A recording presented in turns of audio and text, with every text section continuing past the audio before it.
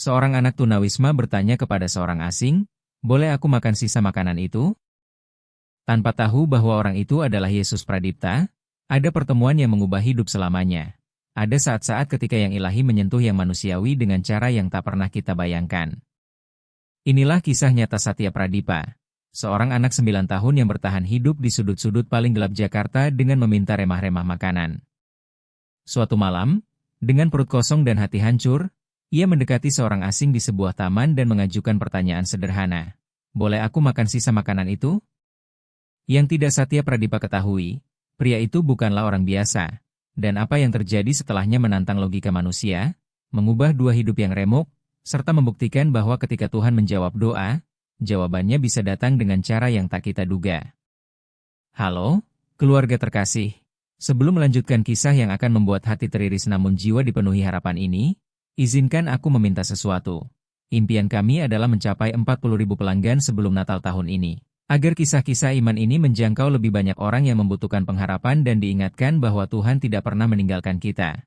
Kalau kamu belum berlangganan, tekan tombol berlangganan, beri suka jika kisah ini menyentuh hatimu, dan tuliskan di komentar kamu menonton. Dari kota mana serta apakah kamu menikmati kisah-kisah iman kami? Kita ingin tahu kamu tidak sendirian, kita adalah satu keluarga di dalam Kristus. Mari kita mulai. Jakarta, Senen Jakarta Pusat, Juli 2024. Keramaian siang berubah menjadi labirin bayang-bayang saat malam turun, dan di antara bayang-bayang itu, seonggok tubuh kecil meringkuk di bawah flyover Senen, mencari perlindungan dari dingin yang menusuk hingga ke tulang. Satya Pradipa, 9 tahun, yatim piatu. Kaki telanjangnya yang pecah-pecah dan berdarah menceritakan kilometer-kilometer yang ditempuh di atas aspal panas dan beton dingin. Pakaiannya, yang dulu pernah berupa kaos biru dan celana jeans, kini menggantung di tubuhnya yang kurus seperti kain compang-camping, bernoda tanah dan putus asa. Wajahnya, dibingkai rambut hitam kusut, masih menyisakan ciri-ciri kanak-kanak yang mengungkapkan apa dirinya sebenarnya. Seorang anak, hanya seorang anak. Namun mata Satya Pradipa bercerita lain, mata yang telah melihat terlalu banyak, menderita terlalu banyak, menangis terlalu banyak, mata yang 2 tahun lalu menyaksikan sesuatu yang tak terpikirkan. Kecelakaan yang merenggut kedua orang tuanya di perempatan Sudirman Tamrin. Sebuah truk yang terlambat mengerem, bunyi besi terpelintir, jeritan, lalu sunyi yang abadi. Satya Pradipa mengingat pemakaman, wajah-wajah tetangga yang iba, dan janji-janji kosong. Tenang ya, nak, semua akan baik-baik saja. Tetapi tak ada yang baik-baik saja. Tanpa keluarga besar, tanpa apapun, Satya Pradipta kecil akhirnya diserahkan kepada keluarga asuh di Kampung Pulau Jatinegara, Jakarta Timur. Awalnya tampak seperti berkah. Keluarga Bapak Rudi Sutrisno memiliki rumah sederhana, 3 anak kandung, Dion Sutrisno, Lala Sutrisno, dan Reza Sutrisno, serta konon hati yang dermawan, namun rupanya penampilan bisa menipu. Bapak Rudi Sutrisno, seorang pria bertubuh besar dengan napas berbau bir dan tangan yang berat, memandang Satya Pradipa bukan sebagai anak, melainkan sebagai beban dan samsak tinju. "Tidak berguna," teriak Bapak Rudi Sutrisno setiap kali Satya Pradipa menumpahkan sesuatu atau melakukan kesalahan sekecil apapun. Pukulan turun tanpa belas kasihan. Sabuk, kepalan tangan, tendangan saat anak itu terjatuh ke lantai. Ibu Nita Sutrisno menoleh ke arah lain, melindungi anak-anak kandungnya sendiri sambil mengabaikan penderitaan anak yang bukan darah dagingnya. Suatu malam, setelah pukulan yang begitu brutal hingga meninggalkan mata lebam dan 2 tulang rusuk memar, Satya Pradipa membuat keputusan paling berani sekaligus paling menakutkan dalam hidupnya yang masih singkat, kabur. Ia menunggu sampai seluruh rumah terlelap. Dengan gerakan senyap, ia menyelinap dari kasur lusuhnya di lantai, melewati tubuh anak-anak lain yang tertidur, lalu membuka pintu belakang dengan hati-hati. Derit engsel terdengar seperti jeritan di malam sunyi, tetapi tak ada yang terbangun. Satya Pradipa berlari sampai paru-parunya terasa terbakar dan kakinya gemetar. Berlari menuju ketidakpastian jalanan, menjauh dari neraka yang mereka sebut rumah. "Lebih baik aku mati kelaparan daripada mati dipukuli," bisiknya pada diri sendiri pada malam pertama itu, meringkuk di gang gelap sambil memeluk lutut ke dada, sementara air mata mengalir di pipi kotornya. Begitulah hidupnya di jalanan dimulai, hari-hari melebur menjadi siklus bertahan hidup yang tak ada ujungnya. Satya Pradipa cepat belajar aturan kejam jalanan, di mana mencari makanan di tong sampah belakang warung makan, jalan mana yang harus dihindari setelah larut, dan bagaimana menjadi tak terlihat saat patroli polisi atau pria-pria berbahaya mendekat. Namun meski lapar menggerogoti perutnya, meski dingin membekukan tulangnya, meski kesepian menghimpit hati kecilnya, Satya Pradipa masih menyimpan sesuatu yang tak bisa dirampas jalanan, kemanusiaannya, kebaikannya. Gemas suara ibunya berdengung di kepalanya seperti kidung suci. Satya Pradipa, sayang, selalu bagikan apa yang kamu punya, meski sedikit, karena saat kamu berbagi, Tuhan melipat gandakan, dan saat kamu mengasihi, Yesus Pradipta hidup di dalam dirimu. Dan Satya Pradipa melakukannya. Setiap kali ia menemukan sepotong roti yang masih lumayan di tong sampah, ia membelahnya dan membaginya dengan anak jalanan lain. Ketika ia menemukan 2 bungkus nasi alih-alih 1, ia mencari orang yang lebih lapar daripada dirinya. Anak-anak jalanan lain memanggilnya, si suci, dengan campuran ejekan dan kagum. Kamu gila, Satya Pradipa, kata Farhan Ramadan, remaja 15 tahun dengan bekas luka di lengan dan kebencian di mata. Di sini semua orang cuma mikirin diri sendiri. Kalau kamu berbagi, kamu bakal kehabisan. Ibuku mengajariku berbagi sebelum beliau meninggal. 1. Jawab Satya Pradipa dengan suara lembut namun teguh, dan walaupun beliau sudah tidak ada, aku tidak akan melupakan ajarannya. Oktober 2024 datang dengan malam-malam yang lebih dingin. Satya Pradipa semakin kurus, pipinya yang dulu bulat kini tinggal tulang rusuknya menonjol seperti tuts piano, dan lapar menjadi teman setia, nyeri tumpul yang tak pernah benar-benar pergi. Pada suatu sore yang sangat berat, Satya Pradipa berjalan di Senen Jakarta Pusat mencari makanan. Ia sudah memeriksa 6 tong sampah dan hanya menemukan kulit jeruk busuk serta sisa makanan yang begitu basi sampai-sampai bahkan keputusasanya pun tak sanggup memaksanya memakan itu. Sementara perutnya mengaum seperti hewan terluka. Sudah 3 hari Satya Pradipa tidak mencicipi makanan. 3 hari, 72 jam kelaparan yang menggigit isi perutnya, mengaburkan penglihatannya, membuat setiap langkah menjadi aksi tekad murni.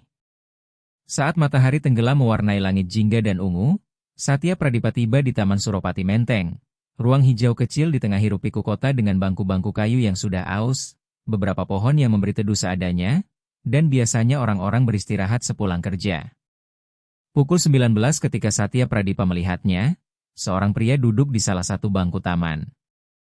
Usianya sekitar 35 tahun, perkiraannya, karena mata Satya Pradipa sudah terlatih menilai ancaman. Namun ada sesuatu yang berbeda dari pria itu. Ia berjanggut, tidak panjang, tetapi rapi, rambutnya jatuh sampai bahu dalam gelombang kecoklatan, mengenakan pakaian sederhana, celana jeans dan kemeja putih, tidak mewah namun bersih. Yang paling mencolok adalah wajahnya. Ada ketenangan, kedamaian yang sudah lama tidak Satya Pradipa lihat, dan pria itu sedang makan sate dari warung kaki 5. Aroma daging panggang, bawang, dan nasi hangat menghantam perut kosong Satya Pradipa seperti pukulan. Lututnya terasa lemas, air liur membanjiri mulutnya setelah berhari-hari kering. Seluruh tubuhnya seolah condong pada bau itu, pada janji kelegaan. Selama 5 menit penuh Satya Pradipa berdiri beberapa meter jauhnya. Menatap pria itu makan sambil berdebat dalam hati. Harga dirinya, yang tersisa sedikit, melarangnya mengemis, tetapi tubuhnya yang rapuh memohon agar ia melakukan apapun demi makanan. Tuhan Yesus Pradipta, bisik Satya Pradipa ke langit seperti yang diajarkan ibunya. Aku sangat lapar, kalau itu kehendak MU, tolonglah aku. Mengumpulkan seluruh keberanian yang bisa ditemukan di tubuh kecilnya yang gemetar, Satya Pradipa melangkah mendekati pria itu. Kaki telanjangnya bergerak ragu, tangan kotornya meremas gelisah. Saat sampai di depan bangku, suaranya keluar nyaris seperti bisikan patah. Pak, maaf. Pria itu menoleh, dan ketika mata mereka bertemu, sesuatu yang luar biasa terjadi. Pria itu tidak menunjukkan jijik pada anak yang kotor dan berbau, tidak ada penolakan, tidak ada rasa risih. Sebaliknya, matanya, dipenuhi sesuatu yang sudah lama Satya Pradipa lupa. Kelembutan murni, kasih tanpa syarat, seakan yang ia lihat bukan anak jalanan, melainkan seseorang yang berharga, bernilai, dan dicintai. Iya, nak? Tanya pria itu dengan suara selembut beludru. Satya Pradipa menelan ludah, bibirnya yang pecah-pecah bergetar, lalu berkata, boleh, boleh aku makan sisa makanan itu? Kata-kata itu keluar membawa rasa malu, putus asa, dan 3 hari kelaparan yang menghancurkan sisa keteguhan. Air mata mulai menggenang, tetapi Satya Pradipa menahannya. Anak jalanan tidak boleh menangis. Pria itu menatap sate di tangannya, lalu menatap Satya Pradipa lagi. Senyum yang luar biasa lembut menerangi wajahnya. Nak, katanya penuh belas kasih, tidak ada sisa. Tapi duduklah, aku akan belikan kamu makanan baru. Satya Pradipa berkedip bingung. Apakah ia salah dengar? Beneran? Gumamnya, tak sanggup percaya. Tentu, jawab pria itu. Ayo, duduk di sini di sampingku. Pria itu menepuk ruang kosong di bangku. Dengan gerakan hati-hati seperti hewan terluka yang takut dipukul, Satya Pradipa duduk di ujung bangku. Tetap menjaga jarak kalau-kalau ia harus kabur, lalu menjawab pelan saat ditanya. Siapa namamu? Satya Pradipa. Ulang pria itu seolah mengecap nama itu di lidahnya. Nama yang indah, artinya yang dilindungi Tuhan. Kamu tahu? Satya Pradipa menggeleng. Dan pria itu berkata nama itu kuat untuk anak yang berani. Pria itu mengulurkan tangan, namaku Yesus Pradipta. Satya Pradipa menyambutnya dengan malu-malu. Genggamannya hangat, mantap, menenangkan. Senang bertemu, Pak Yesus Pradipta, kata Satya Pradipa. Mengira itu hanya nama yang biasa dipakai, dalam hidup singkatnya ia pernah mendengar beberapa orang bernama Yesus Pradipta. Senang bertemu juga, Satya Pradipa.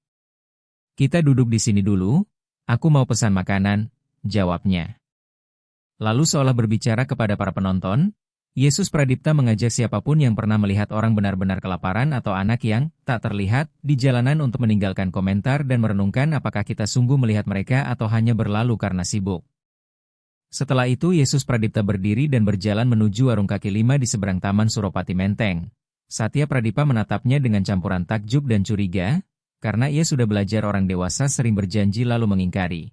Aku akan menolongmu. Semua akan baik. Kamu tidak sendirian. Semua terdengar seperti kebohongan berbungkus kata manis, tetapi pria ini terasa berbeda. 5 menit kemudian Yesus Pradipta kembali membawa 2 kantong kertas yang mengepul dan menguar aroma yang membuat perut Satya Pradipa mengaum lebih keras. Ia duduk lagi lalu mengeluarkan isinya. 10 tusuk sate lengkap dengan nasi bungkus, segelas besar es teh manis, roti manis, 2 pisang, dan sebungkus keripik kentang. Mata Satya Pradipa membesar. Itu lebih banyak makanan daripada yang pernah ia lihat terkumpul selama berbulan-bulan, dan seluruh tubuhnya gemetar. Bukan hanya karena lapar, tetapi karena emosi, tak percaya, dan secercah harapan yang berbahaya mulai menyala di dadanya. Silakan, Satya Pradipa, kata Yesus Pradipta dengan senyum hangat, makan sesukamu, semuanya untukmu. Satya Pradipa tak perlu disuruh 2 kali. Dengan tangan gemetar ia meraih tusuk sate pertama dan menggigit besar-besaran, dan rasa itu meledak di mulutnya. Daging panggang yang juicy, bumbu kecap manis, bawang goreng, sambal, perasan jeruk limau, seolah setiap indera perasanya yang tertidur oleh kelaparan terbangun serentak dalam sorak kegembiraan. Air mata mulai mengalir di pipi kotor Satya Pradipa saat ia makan. Ia tak bisa berhenti makan dan tak bisa berhenti menangis karena lega, karena syukur, karena kebaikan sederhana namun menghantam dari orang asing yang memperlakukannya seolah ia berarti. Yesus Pradipta mengamatinya dalam diam, dan jika Satya Pradipa menatap ke atas, ia akan melihat mata pria itu pun berkilau menahan air mata. Satya Pradipa melahap 3 porsi cepat-cepat, lalu meneguk es teh manis dengan putus asa, cairan manis mengalir ke tenggorokannya yang kering. Porsi keempat, porsi kelima, di sela-sela suapan ia terengah mencoba menarik napas. Pelan-pelan, nak, ujar Yesus Pradipta lembut sambil menaruh tangan halus di bahu anak itu, kamu bisa sakit, makanan ini tidak akan hilang, makanlah pelan. Satya Pradipa mengangguk berusaha mengendalikan diri, tetapi hampir mustahil karena tubuhnya menuntut tenaga dengan naluri purba. Setelah porsi ke-6, barulah kecepatannya menurun, lubang hitam di perutnya mulai terisi, dan ia bisa bernapas tanpa setiap tarikan napas mengingatkannya pada lapar. Satya Pradipa mengambil sepotong roti manis dan menggigitnya lebih pelan. Kali ini benar-benar menikmati rasanya. Lebih enak? Tanya Yesus Pradipta. Iya, Pak, jawab Satya Pradipa sambil menyeka air mata dengan punggung tangan kotornya. Terima kasih banyak, aku tidak tahu bagaimana membalasnya. Kamu tidak berutang apapun, Satya Pradipa, melihat kamu makan sudah cukup menjadi balasan bagiku, kata Yesus Pradipta lalu bersandar di bangku, menatap anak itu dengan tatapan tajam namun lembut. Ceritakan, kenapa kamu hidup di jalan? Kamu masih terlalu kecil untuk sendirian. Satya Pradipa menunduk, roti manis itu tiba-tiba terasa berat seperti batu di tangannya. Orang tuaku meninggal, katanya nyaris tak terdengar, 2 tahun lalu karena kecelakaan. Aku ikut berduka, suara Yesus Pradipta dipenuhi belas kasih yang tulus, pasti itu mengerikan untukmu. Iya, Satya Pradipa menelan ludah, setelah pemakaman aku tidak punya siapa-siapa. Aku ditempatkan di keluarga asuh, keluarga Bapak Rudi Sutrisno. Lalu kenapa, nak? Tanya Yesus Pradipta. Dan kata-kata itu mengalir seperti bendungan jebol. Bapak Rudi Sutrisno memukulku, sepanjang waktu, untuk hal apapun. Dia bilang aku beban, aku makan jatahnya, aku tidak berguna. Dia memukulku pakai sabuk, pakai tinju, pernah dia menendang rusukku keras sekali sampai aku tidak bisa bernapas enak selama seminggu. Rahang Yesus Pradipta menegang, kedua tangannya mengepal di atas lutut. Tidak ada yang melindungimu? Tanyanya dengan suara tertahan namun bergetar oleh emosi. Tidak, jawab Satya Pradipa, istrinya, Ibu Nita Sutrisno, menoleh ke arah lain. Anak-anaknya, Dion Sutrisno, Lala Sutrisno, dan Reza Sutrisno, melihat aku menderita tapi tidak melakukan apa-apa. Satya Pradipa mengangkat kepala menatap mata Yesus Pradipta. Suatu malam, setelah mataku dibuat lebam, aku memutuskan lebih baik mati kelaparan di jalan daripada terus hidup di sana. Jadi aku kabur. Sudah berapa lama kamu hidup di jalan? 7 bulan. 7 bulan? Ulang Yesus Pradipta seolah setiap kata menyakitinya secara fisik. Setetes air mata meluncur di pipinya. Anak 9 tahun sendirian di jalan selama 7 bulan. Dan tidak ada seorang pun yang menolongmu. Kadang ada yang memberi uang receh, kata Satya Pradipa berusaha terdengar optimis, dan aku kadang bisa menemukan makanan, tidak selalu, tapi kadang. Kamu tidur di mana? Di bawah flyover Senen, atau kadang di teras gereja yang sudah tutup di Menteng, kawasan gereja, para romo tidak mengusirku. Dan tidak ada yang menjaga kamu tidak punya siapa-siapa, gumam Yesus Pradipta.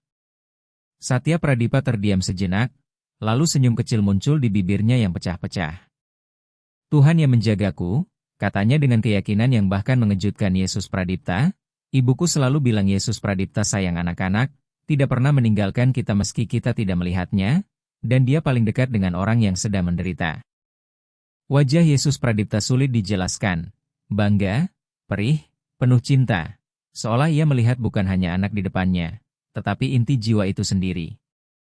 Ibumu benar, Satya Pradipa, katanya dengan suara pecah oleh emosi, Yesus Pradipta sangat mengasihi anak-anak, terutama anak seperti kamu, yang hatinya tetap murni dan tidak hancur oleh penderitaan. Pak percaya Yesus Pradipta? Tanya Satya Pradipa. Oh, iya, jawab pria itu dengan senyum misterius, bisa dibilang aku mengenalnya dengan sangat baik. Satya Pradipa menyelesaikan porsi ketujuhnya, merasa lebih kenyang daripada yang ia rasakan selama berbulan-bulan, lalu menyimpan sisa 3 porsi, roti manis, dan keripik kentang ke dalam kantong dengan hati-hati penuh hormat. Kamu sedang apa? Tanya Yesus Pradipta. Ini untuk besok, jelas Satya Pradipa, dan untuk dibagi, ada anak-anak lain di bawah jembatan yang juga lapar. Yesus Pradipta memejamkan mata sejenak, seolah sedang bergulat dengan emosi yang begitu besar. Ketika ia membukanya lagi, matanya berkilau oleh air mata. Satya Pradipa, katanya dengan suara gemetar, kamu anak yang luar biasa, tahu tidak? Kebanyakan orang yang menderita sepertimu menjadi pahit, egois, keras, tapi kamu masih berbagi, masih mengasihi, masih percaya. Ibuku yang mengajariku, ulang Satya Pradipa seolah itu jawaban untuk segalanya. Ibumu mengajarimu dengan baik, kata Yesus Pradipta lalu mencondongkan badan, menatap langsung ke mata anak itu.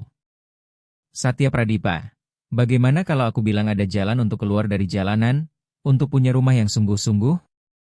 Jantung Satya Pradipa berdegup kencang. Percik harapan yang menyakitkan sekaligus berbahaya menyala di dadanya. Maksudnya bagaimana? Maksudku, aku kenal seorang perempuan baik, yang membutuhkan seorang anak sama seperti kamu membutuhkan seorang ibu. Pak, Pak akan mengadopsiku? Tanya Satya Pradipa dengan suara penuh rindu dan takut. Tidak, Nak. Aku tidak bisa mengadopsimu. Jalanku berbeda, tapi aku kenal seseorang yang bisa. Seseorang yang sudah berdoa bertahun-tahun memohon seorang anak, seseorang yang hatinya retak seperti hatimu dan menunggu disembuhkan. Benarkah ada orang seperti itu? Ada, Satya Pradipa, dan kalau kamu percaya padaku, kalau kamu ikut denganku sekarang, aku akan membawamu kepadanya. Satya Pradipa menatap pria di sampingnya. Setiap naluri bertahan hidup yang ia bangun di jalanan berteriak agar ia tidak percaya bahwa ini jebakan, bahwa orang dewasa berbohong, tetapi sesuatu yang lebih dalam, sesuatu di jiwanya yang mengenali kebaikan asli ketika melihatnya, berbisik bahwa pria ini berbeda, bahwa Yesus Pradipta adalah seseorang yang bisa ia percaya. Dia baik, kan? Tanya Satya Pradipa lirih, dia tidak akan memukulku. Aku janji, Satya Pradipa, jawab Yesus Pradipta, perempuan ini berhati emas, dan saat dia melihatmu, dia akan mengasihimu seperti kamu lahir dari dirinya. Satya Pradipa menarik napas dalam. Ini keputusan paling penting dalam hidupnya. Ia bisa tetap di jalanan dengan lapar yang sudah akrab dan kebebasan yang berbahaya, atau melompat dalam iman, mempercayai orang asing baik yang memberinya makan tanpa meminta apapun. Baik, katanya akhirnya, aku ikut. Senyum Yesus Pradipta begitu murni sampai menerangi seluruh wajahnya. Kalau begitu ayo, Nak.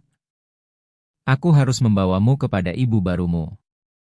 Mereka bangkit dari bangku, Satya Pradipa menyimpan rapi sisa makanan ke dalam kantong, lalu Yesus Pradipta mulai berjalan dan Satya Pradipa mengikutinya. Kaki telanjangnya menapak pelan di trotoar. Mereka berjalan sekitar 30 menit melewati jalan-jalan Jakarta, dan Satya Pradipa merasakan lingkungan berubah perlahan.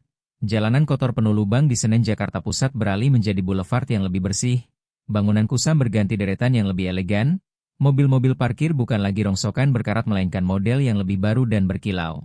Akhirnya mereka memasuki Pondok Indah Jakarta Selatan, salah satu kawasan paling eksklusif, tempat Satya Pradipa belum pernah menginjakan kaki. Rumah-rumahnya besar, halaman terawat, pagar keamanan rumit, pepohonan rimbun membingkai jalan, dan sunyi di sini berbeda dari sunyi tempat ia tidur. Bukan sunyi ditinggalkan, melainkan tenang yang dimiliki. Dia tinggal di sini? Tanya Satya Pradipa dengan suara takut, merasa benar-benar tidak pantas dengan baju compang-camping dan kaki kotor. Bukan, dia. Tapi, perempuan itu, tinggal di sini. Koreksi Yesus Pradipta. Mereka berhenti di depan sebuah rumah yang sangat mencolok. Bangunan modern 2 lantai berdinding krem muda dengan jendela-jendela besar, halaman depan tertata sempurna dengan bunga-bunga cerah dan jalan setapak batu menuju pintu utama dari kayu tebal. Perut Satya Pradipa mual, tapi kali ini bukan karena lapar, melainkan karena gugup yang murni. Aku tidak bisa masuk ke sana, bisik Satya Pradipa, lihat aku kotor, aku bau. Dia akan melihatmu dengan mata kasih, bukan mata menghakimi, potong Yesus Pradipta dengan tegas. Percaya padaku, Satya Pradipa, semuanya akan baik-baik saja. Dengan langkah mantap Yesus Pradipta menyusuri jalan setapak batu menuju pintu, dan Satya Pradipa mengikutinya dengan langkah ragu. Yesus Pradipta menekan bel. Beberapa detik kemudian pintu terbuka, dan seorang perempuan muncul di ambang. Usianya sekitar 45 tahun menurut perkiraan Satya Pradipa. Ia cantik dengan cara yang anggun namun tidak mengintimidasi. Rambut coklatnya jatuh bergelombang lembut di bahu. Pakaiannya kasual tetapi jelas mahal, celana linen putih dan blus warna lavender. Matanya, hijau kecoklatan yang dalam, memancarkan kesedihan yang menetap, seolah ia sudah begitu banyak menangis sampai rasa sakit menjadi bagian dari raut wajahnya. Iya, katanya sopan namun jelas bingung saat melihat pria asing dan anak kotor di depan rumahnya. Yesus Pradipta tersenyum. Safira Maharani, ucapnya, dan ada sesuatu dalam cara ia menyebut nama itu yang membuat perempuan itu mundur selangkah. Anak ini butuh rumah. Kamu butuh seorang anak. Aku sedang mempertemukan kalian. Lalu seperti berbicara kepada para penonton, Ia menyinggung bagaimana Tuhan kadang menjawab doa dengan cara yang sama sekali tak terduga dan mengajak orang-orang menceritakan pengalaman mereka. Safira Maharani menatap pria di depan pintu dengan campuran bingung dan alarm yang makin naik. Tangannya mencengkeram kusen, siap menutup pintu bila perlu. "Siapa Anda?" tanyanya hati-hati. "Bagaimana Anda tahu namaku?"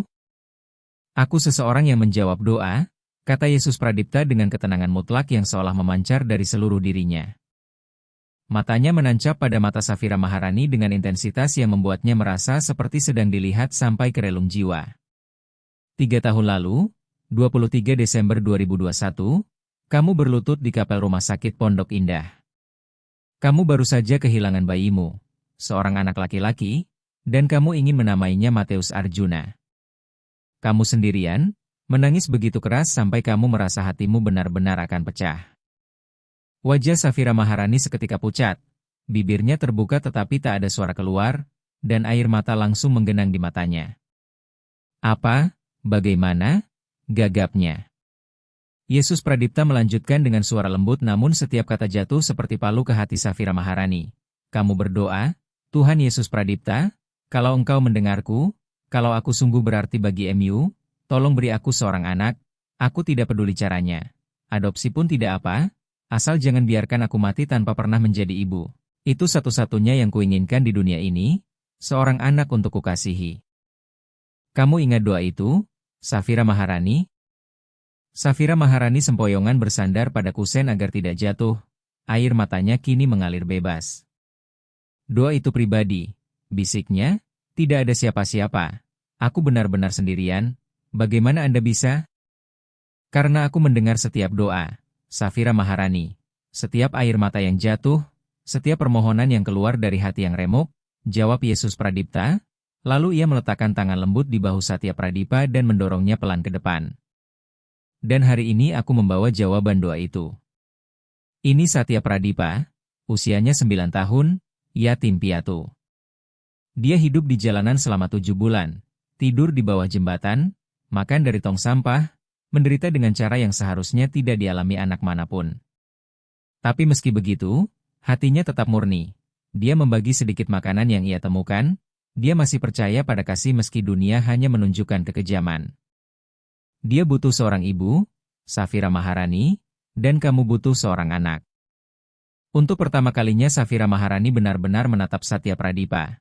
Anak itu berdiri di depannya, kecil dan rapuh, dengan baju compang-camping menggantung di tubuhnya yang kurus. Wajah Satya Pradipa kotor, rambutnya kusut, kaki telanjangnya bernoda tanah dan darah, tetapi matanya, ya, matanya, seakan memuat semesta rasa sakit sekaligus percik harapan yang tak terpatahkan. Tatapan itu bertemu, seorang perempuan kaya dan seorang anak jalanan, dan sesuatu yang tak bisa dijelaskan terjadi. Rasanya seperti dua jiwa saling mengenali bagian yang hilang dari diri masing-masing, seolah Tuhan sendiri menarik garis tak terlihat di antara mereka yang berkata, "Kalian milik satu sama lain." "Halo?" bisik Satya Pradipa dengan suara malu-malu sambil melangkah kecil ke depan. "Namaku Satya Pradipa." "Senang bertemu, Bu." Suara Safira Maharani pecah. "Halo, Satya Pradipa." Yesus Pradipta mundur selangkah, mengamati dengan senyum puas yang dalam. "Jaga Satya Pradipa, Safira Maharani. Dia akan mengubah hidupmu dengan cara yang tak kamu bayangkan, dan kamu akan menjadi ibu yang selama ini dia mohonkan," ucapnya. "Tunggu." Safira Maharani mengangkat pandangan dari anak itu untuk menatap pria tersebut. "Sebenarnya siapa Anda? Bagaimana Anda tahu doaku?" Namun ketika ia menoleh ke tempat Yesus Pradipta berdiri, sudah tak ada siapa-siapa. Pria itu lenyap begitu saja seolah tak pernah ada, dan udara di tempatnya sempat bergetar oleh cahaya keemasan tipis yang memudar seperti asap. Safira Maharani terengah, berputar mencari ke halaman, ke jalan, kemanapun, tetapi ia benar-benar hanya berdua dengan Satya Pradipa. "Kemana?" Suaranya penuh kagum sekaligus takut. "Dia pergi," kata Satya Pradipa datar, seolah orang yang menghilang dalam cahaya adalah hal biasa. "Dia memang kadang begitu." "Kadang begitu," ulang Safira Maharani merasa seluruh kenyataannya goyah. "Apa? Apa maksudnya?" Satya Pradipa mengangkat bahu, menatap tempat Yesus Pradipta tadi berdiri. "Aku tidak tahu." Aku cuma tahu dia memberiku makan saat aku lapar dan membawaku ke sini. Dia bilang ibu akan jadi mamaku.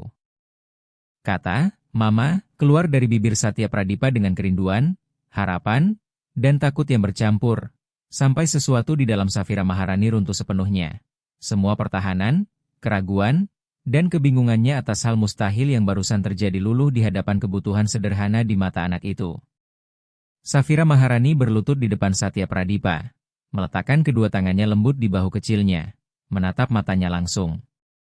Satya Pradipa, katanya dengan suara gemetar namun tulus, aku tidak mengerti apa yang baru saja terjadi. Aku tidak tahu siapa pria itu atau bagaimana dia bisa tahu hal-hal yang hanya Tuhan yang seharusnya tahu. Tapi aku tahu ini, kalau kamu sampai di depan pintuku, kalau dia membawamu ke sini, pasti ada alasannya. Kamu lapar? Satya Pradipa, yang barusan makan banyak, seharusnya menjawab tidak, tetapi kenyataannya tubuhnya yang lama kekurangan gizi masih menginginkan makanan. Ia mengangguk malu-malu.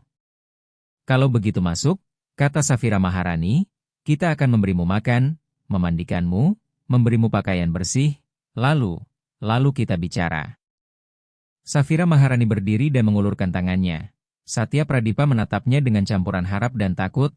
Ia sudah belajar untuk tidak percaya pada orang dewasa, karena orang dewasa sering berjanji lalu ingkar dan orang dewasa melukai. Tetapi tangan perempuan ini yang terbuka sedikit bergetar, dan matanya yang hijau penuh air mata tidak berbohong. Ada sesuatu yang tulus di sana, sesuatu yang nyata. Satya Pradipa meletakkan tangan kecilnya yang kotor ke dalam tangan Safira Maharani yang anggun. Perempuan itu menggenggamnya lembut dan menuntunnya masuk ke dalam rumah. Dan begitu Satya Pradipa melangkah melewati ambang, mulutnya terbuka dalam kekaguman yang sunyi. Bagian dalam rumah itu terasa seperti istana. Lantai batu mengilap seperti marmer, perabotan elegan, lampu gantung kristal menjuntai dari langit-langit foyer, dan lukisan-lukisan besar menghiasi dinding. Semuanya bersih, rapi, indah, seperti memasuki dunia lain, dunia tempat anak seperti Satya Pradipa seakan tidak seharusnya berada. Aku bakal mengotori rumah ibu, kata Satya Pradipa dengan suara kecil sambil menatap telapak kakinya yang masih bernoda di atas lantai yang sempurna. Lantainya bisa dibersihkan, sayang, jawab Safira Maharani dengan senyum lembut. Ayo, kamar mandi di atas.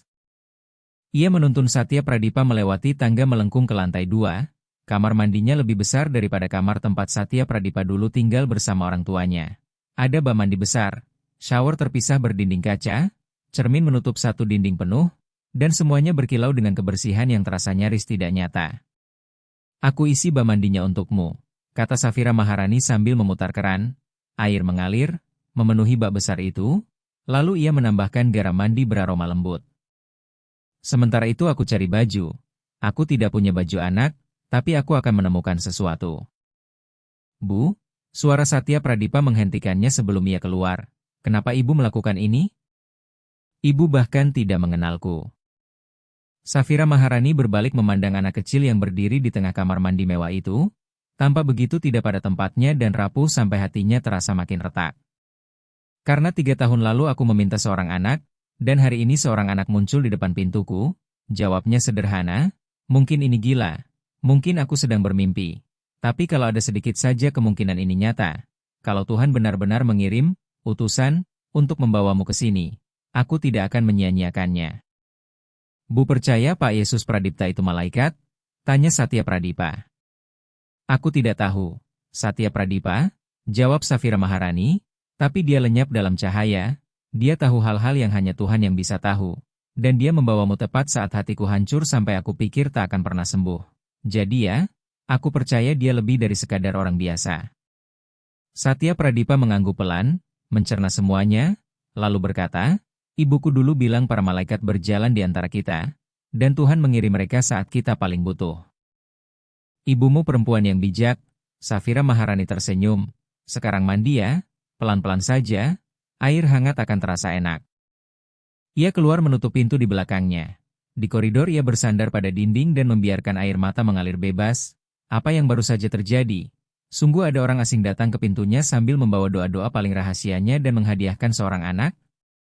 Dengan suara lirih ia berdoa menatap ke atas, Tuhan Yesus Pradipta, kalau ini Engkau yang menjawab doaku, terima kasih, Aku tidak tahu bagaimana dan mengapa, tapi terima kasih. Di dalam kamar mandi, Satya Pradipa perlahan melepas baju compang-campingnya. Sudah berbulan-bulan ia tidak menatap dirinya di cermin, dan ketika akhirnya ia melihat, ia hampir tidak mengenali anak yang memandang balik. Tubuhnya kurus sampai tulang rusuk terlihat, lengan sekurus ranting, memar lama menodai kulitnya, dan bekas goresan serta luka menutupi kakinya. "Mama," bisik Satya Pradipa pada bayangannya, berbicara kepada ibunya yang sudah tiada.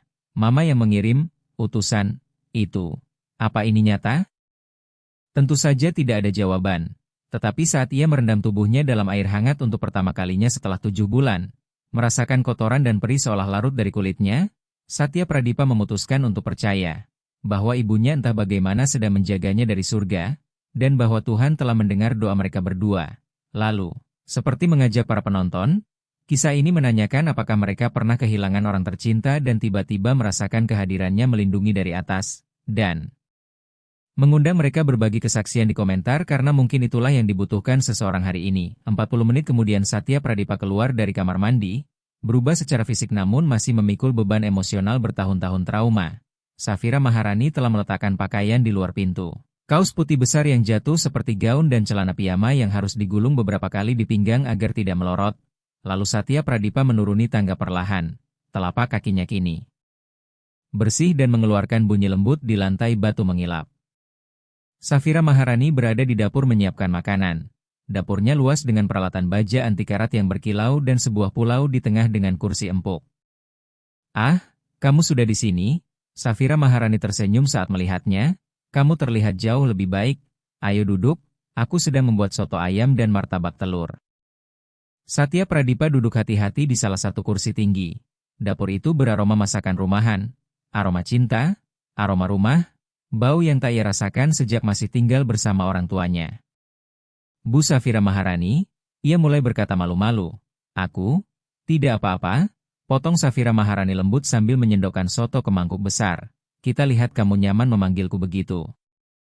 Ia meletakkan mangkuk di depan Satya Pradipa bersama martabak telur panas dan segelas susu. Satya Pradipa menatap makanan itu, lalu menatap Safira Maharani, dan tiba-tiba air mata jatuh. "Ada apa, sayang?" tanya Safira Maharani cemas sambil duduk di kursi sebelahnya. Tidak ada yang memperlakukanku seperti ini sejak mamaku meninggal." Isak Satya Pradipa terputus-putus. "Ibu memandikanku, memberiku pakaian bersih, memberiku makanan yang tidak kuambil dari tong sampah, dan memandangku seolah aku berarti." Hati Safira Maharani terasa retak. Ia menarik Satya Pradipa ke dalam pelukan dan memeluknya sementara anak itu menangis di bahunya. "Satya Pradipa, dengarkan aku," katanya tegas namun penuh kasih, "kamu berarti, sangat berarti. Kamu bukan sampah, bukan beban. Kamu anak yang indah dan berani dengan hati murni, yang bertahan dari hal-hal yang bisa menghancurkan banyak orang dewasa. Dan jika Tuhan membawamu ke pintuku, mungkin kamulah jawaban doaku sebagaimana aku bisa menjadi jawaban doamu." Mereka bertahan begitu beberapa menit. Perempuan kaya dan anak jalanan dipersatukan oleh luka dan kebutuhan cinta yang sama. Akhirnya Satya Pradipa melepaskan pelukan sambil mengusap mata. "Maaf, bajumu jadi basah," katanya. "Tidak apa-apa," Safira Maharani tersenyum. "Sekarang makan, kamu perlu memulihkan tenaga." Satya Pradipa makan, kali ini lebih pelan daripada di taman. Soto ayamnya lezat dengan sayuran dan ayam empuk, martabak telurnya keemasan sempurna, dan di setiap suapan tubuhnya terasa menyerap gizi yang sangat ia butuhkan.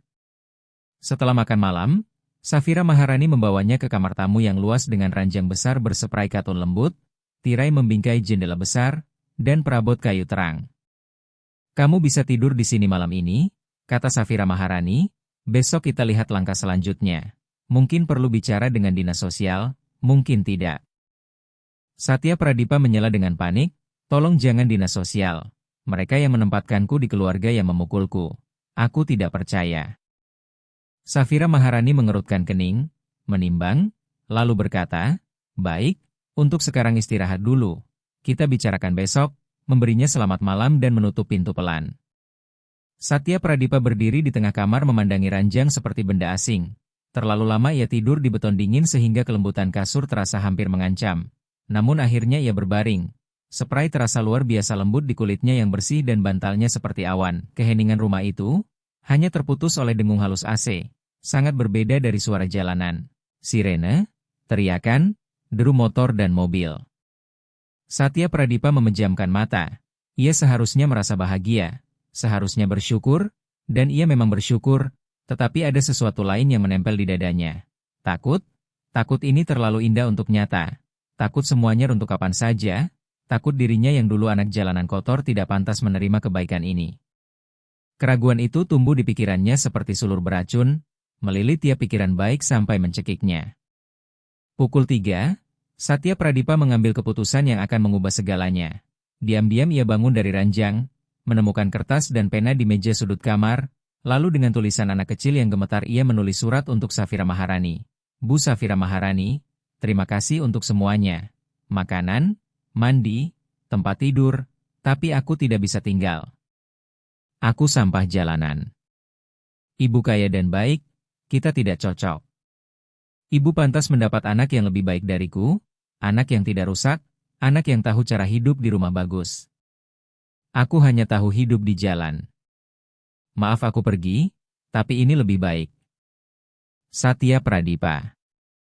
Ia meletakkan surat itu di atas bantal, mengenakan sepatu tuanya yang sudah rusak, yang sebelumnya dibersihkan Safira Maharani dan ditaruh dekat pintu.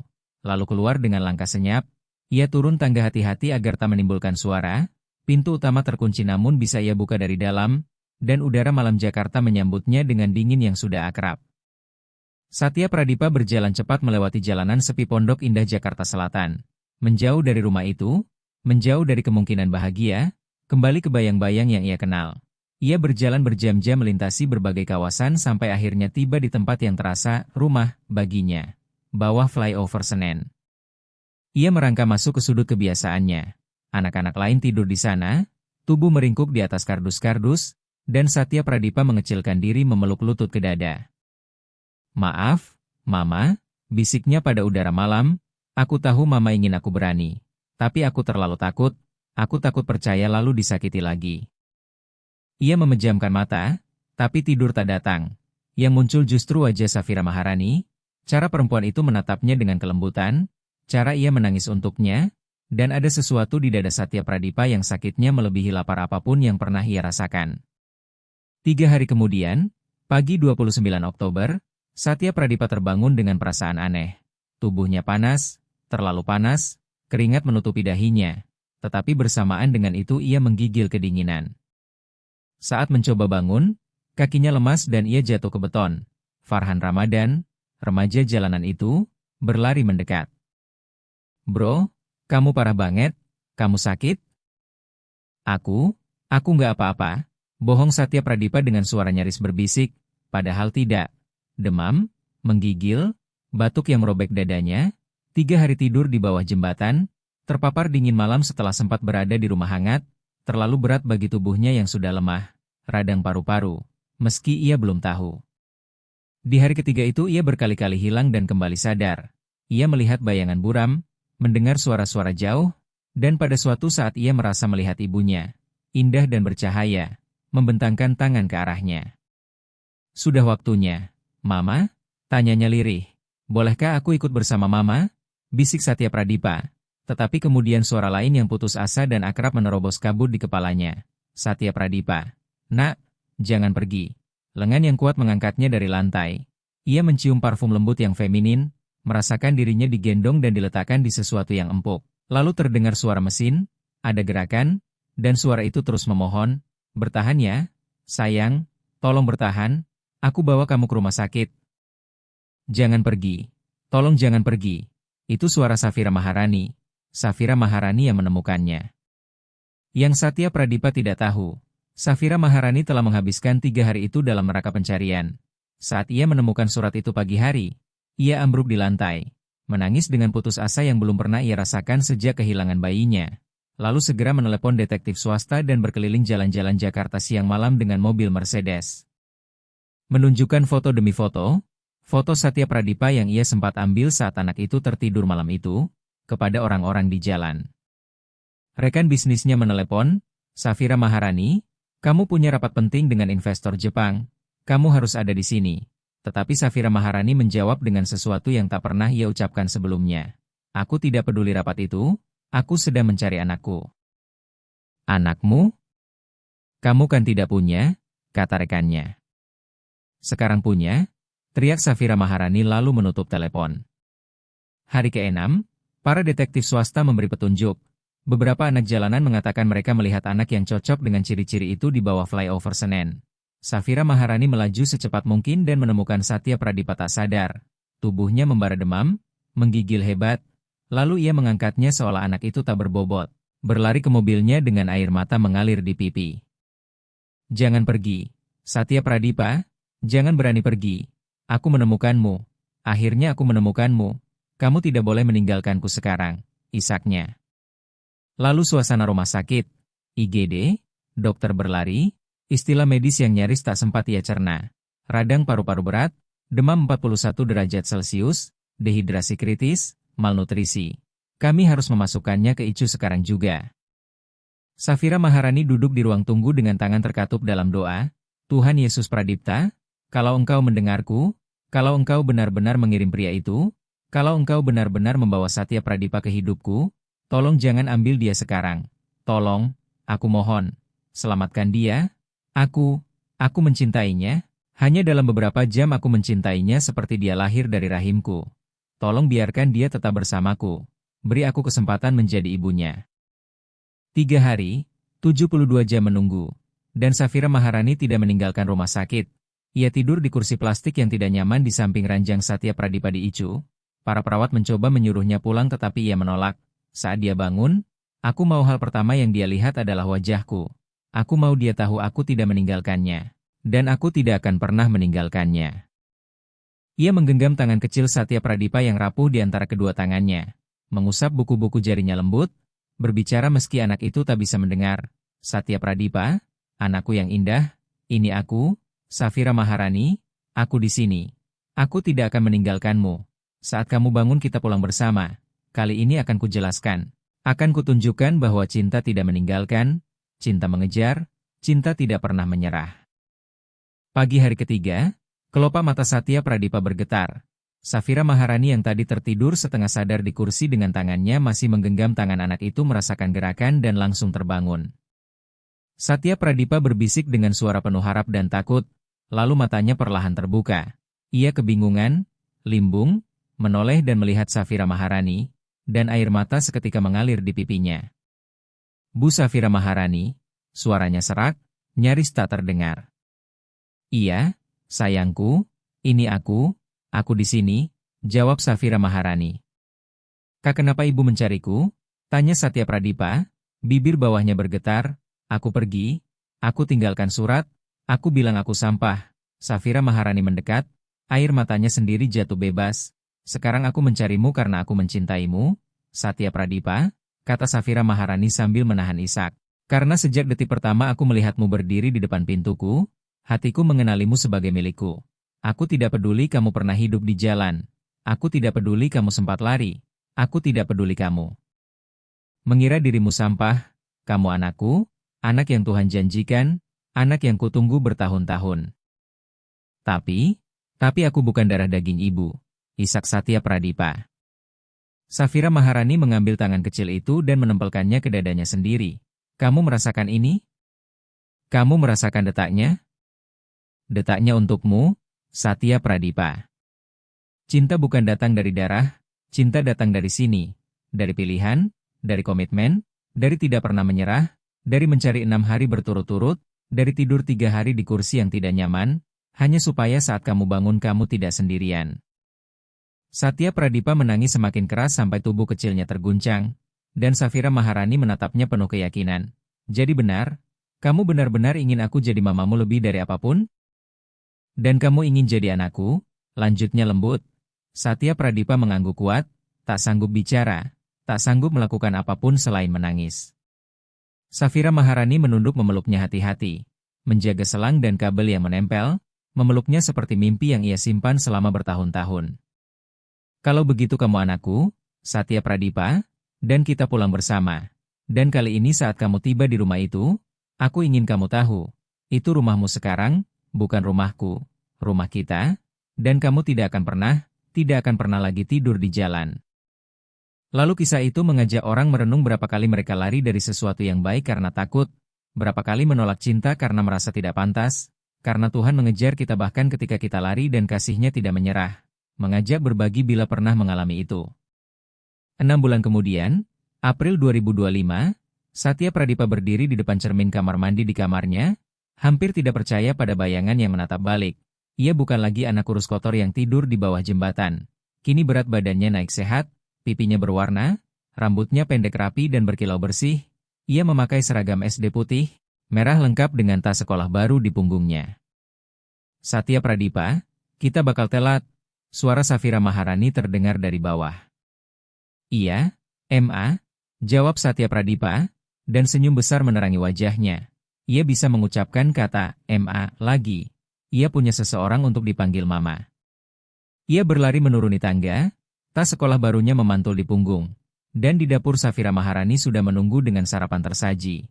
Telur orak-arik, tempe, nasi hangat, dan jus jeruk. Selamat pagi, sayang, Safira Maharani mengecup keningnya. Selamat pagi, MA, jawab Satya Pradipa sambil duduk dan mulai makan. 6 bulan terakhir baginya seperti pusaran perubahan. Dimulai dari rumah sakit, lalu keputusan Safira Maharani memulai proses adopsi resmi. Pengacara, berkas, wawancara dengan pekerja sosial, Satya Pradipa sempat takut akan dipisahkan, tetapi Safira Maharani bertarung sekeras harimau menjaga anaknya.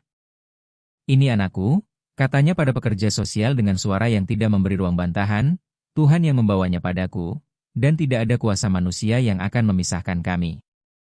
Proses itu selesai pada 5 April, dan Satya Pradipa resmi menjadi Satya Pradipa dengan nama keluarga Maharani. Ia punya mama. Ia punya rumah, ia punya nama keluarga. Namun yang berubah bukan hanya dia. Safira Maharani pun berubah, perempuan yang dulu hidup untuk bisnis tekstilnya. Bekerja 14 jam sehari membangun kerajaan. Menilai dirinya dari besarnya rekening, kini menemukan sesuatu yang lebih penting daripada uang, tujuan. Suatu malam, 2 bulan setelah Satya Pradipa keluar dari rumah sakit, Satya Pradipa berkata, MA ingat aku selalu berbagi makanan dengan anak-anak lain di jalan? Iya, sayang, jawab Safira Maharani. Aku ingin melakukan hal yang mirip, tapi lebih besar. Aku ingin membuat yayasan yang membantu anak-anak seperti aku. Anak-anak tanpa rumah, anak-anak yang mengalami kekerasan, anak-anak yang butuh keluarga, kata Satya Pradipa. Bagaimana kalau kita menamainya Yayasan Satya? Mata Satya Pradipa berkaca-kaca, dan ia nyaris tak percaya ketika Safira Maharani menjawab, kamu pikir aku akan melakukan itu? Aku sudah melakukannya.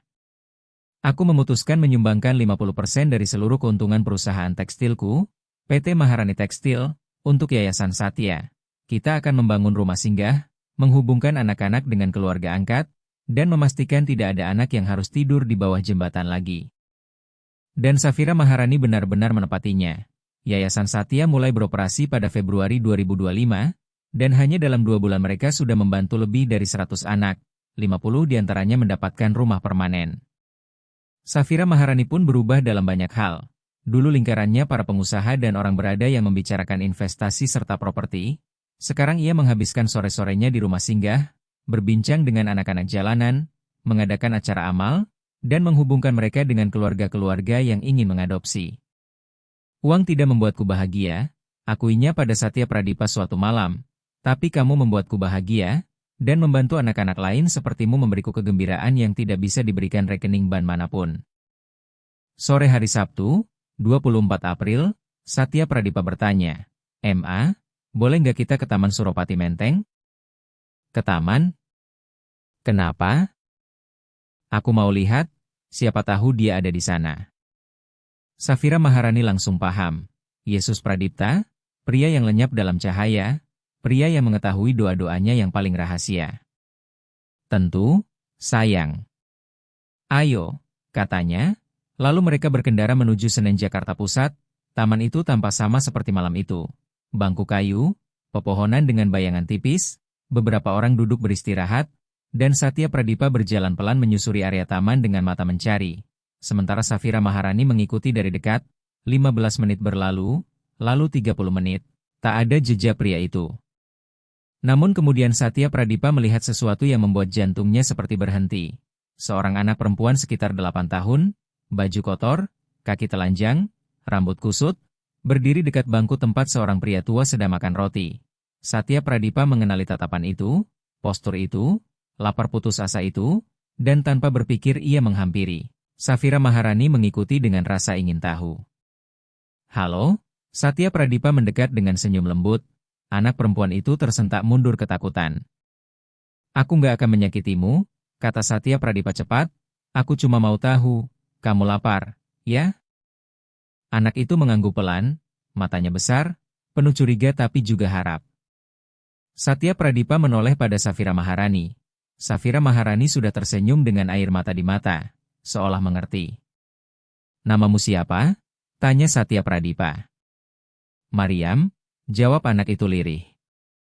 "Mariam, namaku Satya Pradipa dan ini mamaku, Safira Maharani. Aku juga pernah hidup di jalan sampai 6 bulan lalu. Kamu mau ikut kami? Mamaku akan memberi kamu makan, baju bersih, tempat tidur, dan mungkin juga keluarga," kata Satya Pradipa pelan.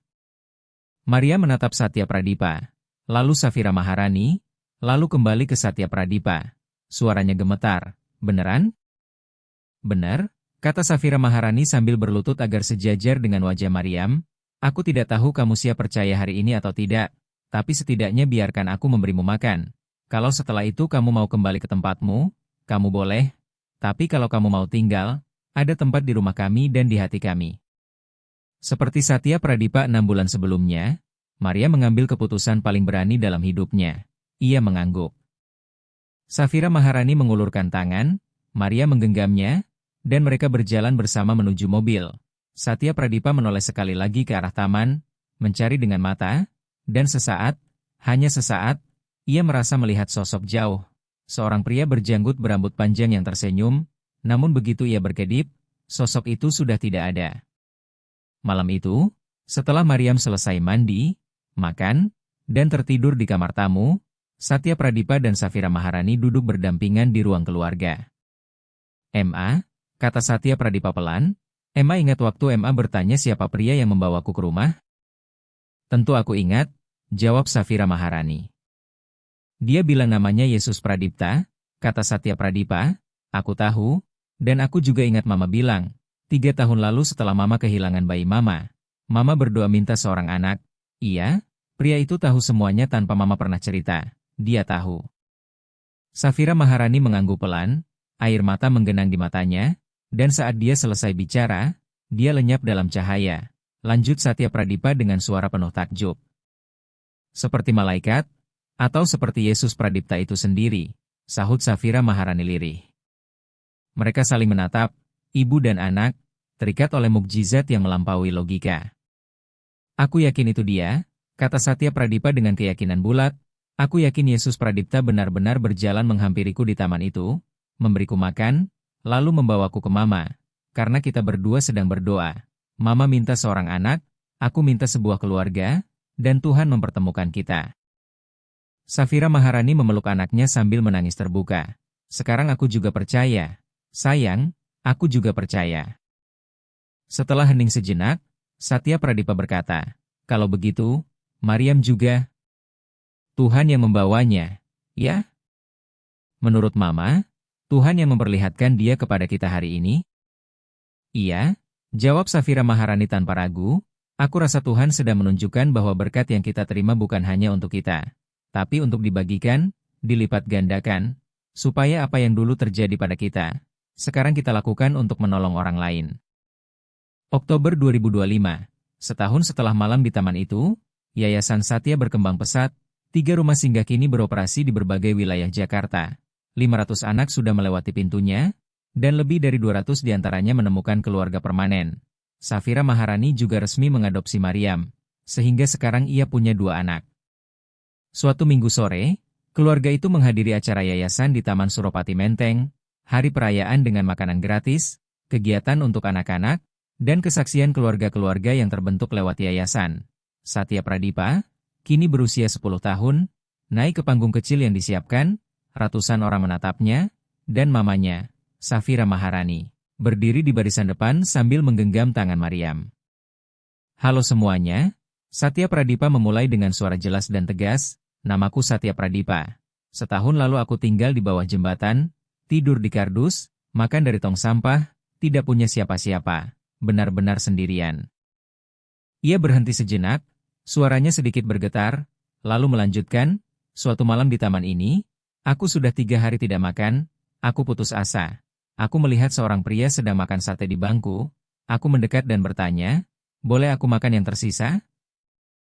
Pria itu menatapku dengan cinta paling besar yang pernah kulihat, dia membelikanku makanan, berbicara denganku, lalu membawaku ke rumah seorang perempuan yang akhirnya menjadi mamaku." Orang-orang mendengarkan dengan penuh perhatian, beberapa sudah menitikkan air mata. Pria itu bilang namanya Yesus Pradipta. Kupikir itu cuma nama yang biasa, tapi setelah semua yang dia lakukan, setelah dia lenyap dalam cahaya, setelah dia tahu hal-hal yang hanya Tuhan bisa tahu, aku percaya dia benar-benar Yesus Pradipta yang berjalan 2000 tahun lalu dan berkata, "Biarkan anak-anak datang kepadaku." Satya Pradipa menatap lurus ke hadapan. "Aku cerita bukan supaya kalian percaya atau tidak percaya. Aku cerita supaya kalian tahu. Tuhan melihat mereka yang tak terlihat, Yesus Pradipta berjalan di antara kita, dan ketika kita minta tolong dari dasar hati, dia menjawab, mungkin bukan dengan cara yang kita duga, tapi dia menjawab." Ia menunjuk ke arah Safira Maharani. "Perempuan ini berdoa 3 tahun meminta seorang anak, aku berdoa 7 bulan di jalanan meminta sebuah keluarga, dan Tuhan mempertemukan kami lewat cara yang paling mustahil, melalui seorang asing yang lenyap dalam cahaya." Suaranya semakin kuat dan penuh semangat. "Hari ini, setahun kemudian, Mama dan aku bukan hanya keluarga, kami bagian dari sesuatu yang lebih besar. Yayasan ini sudah membantu 500 anak, 500, dan setiap kali kami melihat seorang anak menemukan rumah, setiap kali seorang anak makan makanan hangat pertamanya setelah berhari-hari, setiap kali seorang anak memeluk orang tua barunya, kami melihat Yesus Pradipta." Air mata mengalir di pipi hampir semua orang di kerumunan. Karena Yesus Pradipta tidak hanya muncul sekali di sebuah taman. Dia hadir setiap kali seseorang memberi makan orang yang lapar. Setiap kali seseorang membuka pintunya untuk seorang anak tanpa keluarga. Setiap kali seseorang memilih mencintai orang yang dunia tolak. Dan setiap kali kita melakukan itu, kita menjadi tangan Yesus Pradipta. Satya Pradipa menutup pidatonya dengan suara bergetar namun penuh keyakinan. "Dulu aku minta makan pada seorang asing tanpa tahu bahwa dia Yesus Pradipta. Sekarang akulah orang asing, itu bagi anak-anak lain. Dan walaupun aku bukan Yesus Pradipta, aku bisa menjadi pantulannya, aku bisa melakukan untuk orang lain apa yang dia lakukan untukku. Dan kalian semua juga bisa.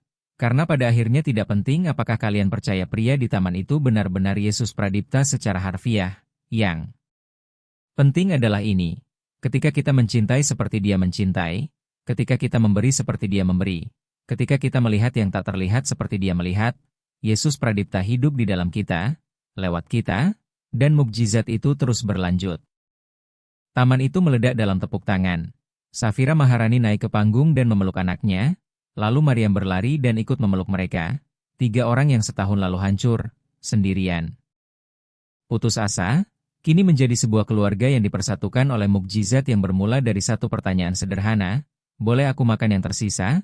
Dan satu jawaban yang mengubah segalanya, "Aku akan belikan kamu makanan baru."